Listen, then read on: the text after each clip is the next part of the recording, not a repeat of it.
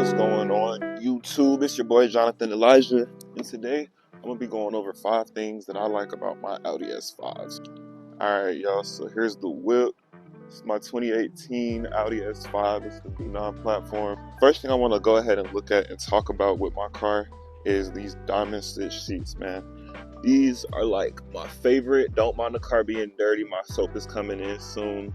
We're gonna detail the car and all this stuff. But yeah, we got the diamond stitch seats right here in the back. I just love how the interior looks. It makes everything look a little more upscale. They did have an option of getting the cooled seats as well as the heated seats, but I didn't really care too much about getting cooled seats. So getting into the interior of the car, I want to say the second thing that I like about my car is the virtual cockpit. So I'll turn it on so you guys can see. Yeah, man, looking at this virtual cockpit, just being able to change through the consumer, the energy consumption features, the long-term memory, short-term memory system, energy consumption, and then it also gives you the driver assistance. And so what the driver assistance does is usually it detects to see how close or far your car is from the one in front of it, and it'll give you some type of notification if it feels like you're getting too close to it or you're not stopping in enough time. So that's a pretty cool feature just to have, especially while in highway traffic driving. It shows you the traffic signal, so it'll tell you the speed limit. It'll tell you when there's a stop sign sometimes. It'll tell you if it can connect to the traffic light, it'll allow you to see the countdown of the traffic light. Usually if you're at the front and the camera has a visual of the traffic light, it'll give you like a countdown down here in the bottom corner right next to where you see the 63 degrees Fahrenheit. It'll go ahead and show you right next to that how long you have before the light turns green. So that's just another cool feature. Next, what I want to go into is the drive select system. So that's another thing that I love about this car. So I'm going to go ahead and go to vehicle. Then we're going to go and we see that Audi drive select just to come out so you see where it is. It'll usually pop up just like this and you have all these different options. But going into my next one again, the Audi select, the Audi drive select. And so I really like the options of comfort, auto, dynamic, and individual. For those who don't know, comfort is usually really what it says. It's more so for like a comfortable drive. You don't want to feel too many bumps in the road. So it'll try and dampen a lot of those extra bumps and holes and all those things in the road. I don't usually like driving in comfort just because it doesn't make me feel like I'm in full control of my car. I know that sounds a little weird, but the suspension is just funny to me, and I've always been used to having a low car and just being able to feel the things in the road. I don't know, it makes me feel like I'm just more in touch with my driving. I don't know, it's personal preference. Anyway, if you have auto, so this is what it kind of adapts more to how your car drives. It's not too much comfort or too much dynamic. It's just if you put the gas on and you get into it, it will adapt to that. Whereas if you're cruising, it will use less fuel and it'll just allow you to cruise. So it's kind of that medium between comfort and dynamic. And individual, this is when you can switch it to the side and it'll allow you to decide what system you want for each type of preference. So for example, your transmission, you can put that in for example, you could put your engine transmission in dynamic, but then you turn around and you go to sport differential, which we'll get into next. You can turn that to auto, comfort, dynamic as well, or you could put that in comfort, which I wouldn't do that, but you put that in comfort, something else in dynamic, so on and so forth. So you kind of get the gist of this.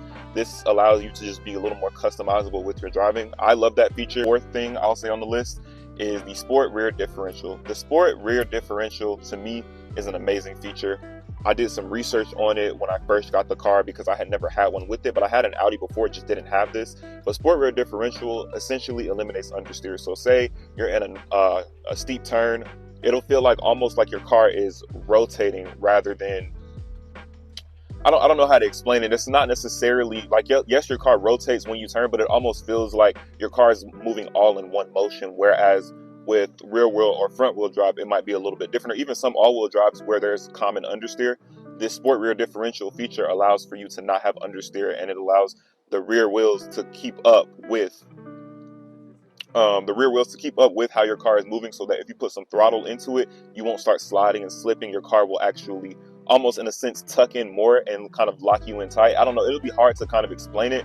Whereas when I go on a city POV drive, or actually not a city POV, but probably a mountain POV drive, I can show you all what I mean by it. Yeah, man, so talking about the sport exhaust, just being able to have some sort of sound, even if you haven't modified your exhaust yet, is really cool to me. It kind of gives you a little bit more comfort while you're biding your time, waiting to save up your money for the next exhaust system. I will be getting an exhaust system soon. But anyway, I'm gonna go ahead and show you guys some sound clip.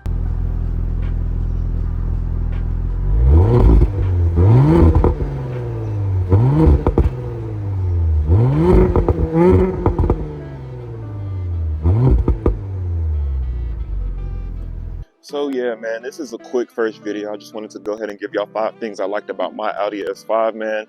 Love this car. Can't wait to start doing some modifications to it. Y'all actually drop down in the comments below, what should I do first? I'm looking at either my cold air intake. I think I might change out my grill. So right now I got a silver grill, but I might change it out to like a black honeycomb grill, start blacking out some of the trims and stuff like that. Or hear me out, should I go ahead and do the spoiler? Now, I'm not too much of a cosmetics before performance. I would prefer performance, but y'all let me know down in the comment section below what y'all want to see, man. I appreciate it if you made it to the end of this video. I know it was short, quick, and sweet, man. Another video is going to be coming soon. I'm probably going to do a city POV drive, or I might go to another car meet. So we'll see, man. I'll let y'all know, but appreciate y'all for tuning in, man, and catch y'all in the next video.